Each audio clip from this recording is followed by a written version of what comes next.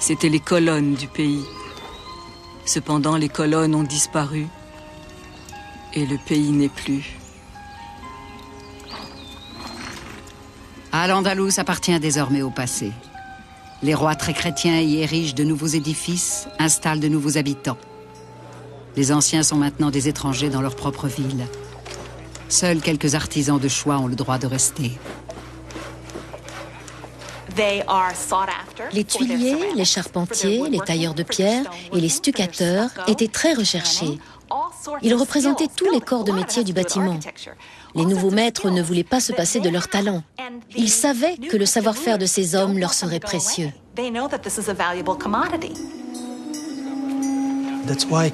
C'est pour cette raison que toutes ces constructions ne comportent aucune caractéristique de l'architecture chrétienne. Elles ont été construites par des musulmans sous la domination des chrétiens, qui les appelaient les Moudéhars.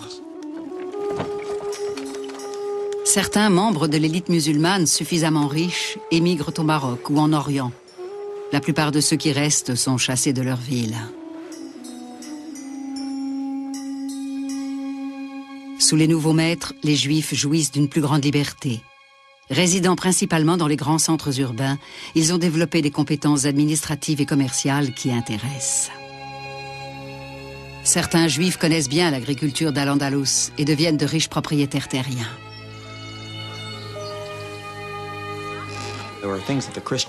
Les chrétiens avaient besoin d'hommes pour cultiver la terre. Les Juifs étaient de bons gestionnaires. Ils connaissaient bien les systèmes d'irrigation. Et ils maîtrisaient, contrairement aux nouveaux maîtres, la langue de la population locale, l'arabe. C'était une chance pour eux. Au début, les Juifs prospèrent dans les nouveaux territoires chrétiens. Mais au cours du siècle suivant, leurs conditions de vie commencent à se détériorer. Peu à peu, les chrétiens ont pris les choses en main. Les Juifs ont été remerciés. Leur talent n'était plus indispensable. Au XIIIe siècle, l'attitude de la population chrétienne vis-à-vis des Juifs d'Espagne est de plus en plus hostile. Les conquérants chrétiens sont maintenant bien établis. En 1252, Alphonse X est couronné roi de Castille et Léon et règne désormais sur le plus grand royaume chrétien de la péninsule ibérique.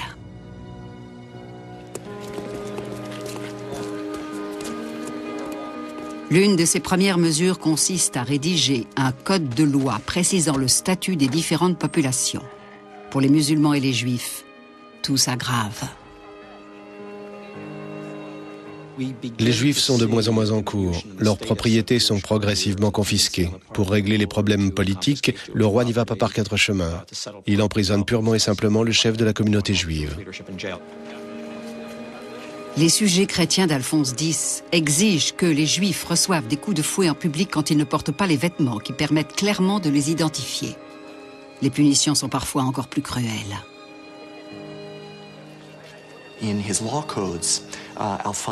Les lois édictées par Alphonse X stipulaient que toute personne qui se convertissait au judaïsme ou à l'islam serait condamnée à mort.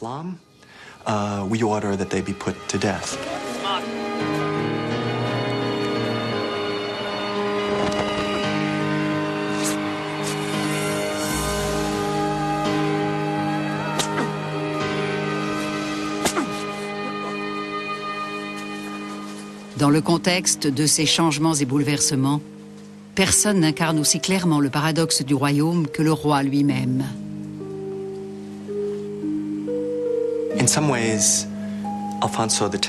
Par certains aspects, Alphonse X exprimait la contradiction dont souffraient de nombreux musulmans, chrétiens et juifs de l'Espagne médiévale.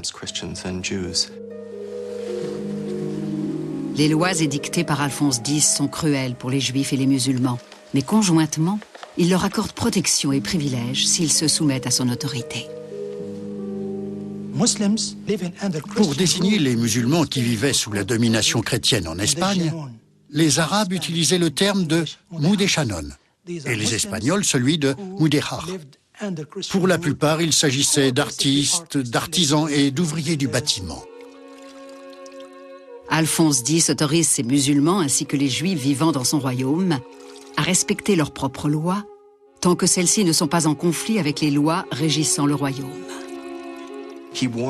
Il a enjoint ses sujets chrétiens de ne pas importuner les juifs ou les musulmans durant leurs fêtes religieuses respectives, car, dit-il, la synagogue et la mosquée sont des lieux sacrés où est loué le nom du Seigneur.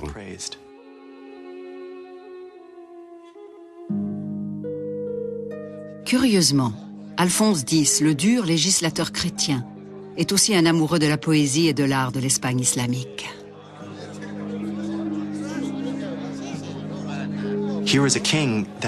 On l'appelait Alphonse le Sage. Et c'est un fait qu'il encourageait fortement les lettres et le développement des savoirs dans son royaume. Mais c'est un homme de son temps, et il trouve difficilement sa voie dans une Espagne médiévale aux prises avec le pluralisme religieux.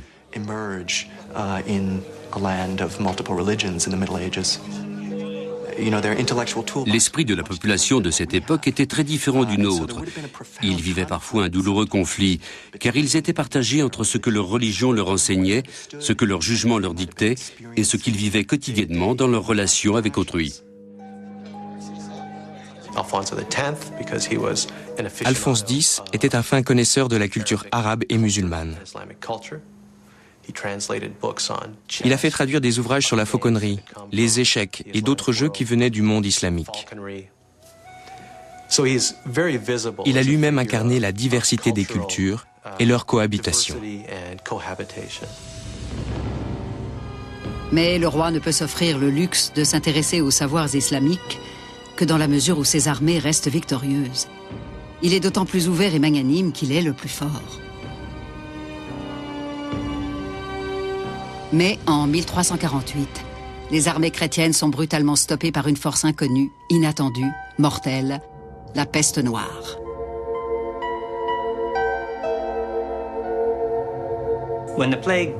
Quand la peste noire frappe l'Europe, tous les pays sont touchés. Le royaume musulman de Grenade est affligé aussi durement que les royaumes chrétiens. Près d'un tiers de la population européenne succombe au fléau. L'hécatombe attise la folie purificatrice dans les territoires chrétiens. On cherche des boucs émissaires. Les Juifs sont les premières victimes de cette vague de haine et de violence.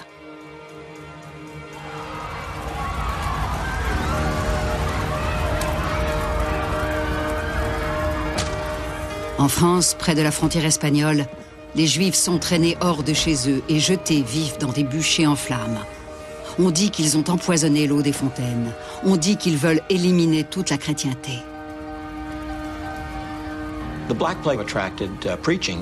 La peste noire a suscité une prolifération de prédicateurs chrétiens hostiles aux Juifs. Ils clamaient à qui voulait l'entendre que tout était de leur faute, qu'on n'aurait pas dû les tolérer. C'est à ce moment que les relations se sont dégradées gravement et radicalement entre les Juifs et la chrétienté. En 1354, les Juifs de l'Espagne chrétienne adressent une supplique désespérée à leur roi, en vain. Nous implorons Votre Majesté de défendre aux chrétiens de s'abattre sur les Juifs quand surgit un fléau naturel comme la peste. Ils devraient plutôt chercher la clémence divine par des actes d'amour et de charité, au lieu d'ajouter à leurs péchés en tuant les Juifs.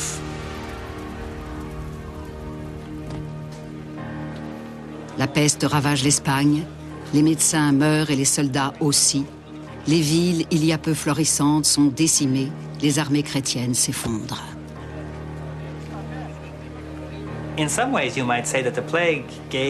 Au final, la peste noire a donné un répit à l'islam dans la péninsule ibérique. En déstabilisant gravement les royaumes chrétiens, elle a en effet dévié quelque temps l'attention que les chrétiens portaient à la guerre contre l'islam. Ceci ne veut bien sûr pas dire que les musulmans de Grenade ont salué l'arrivée de la peste, mais momentanément, ils ont pu souffler.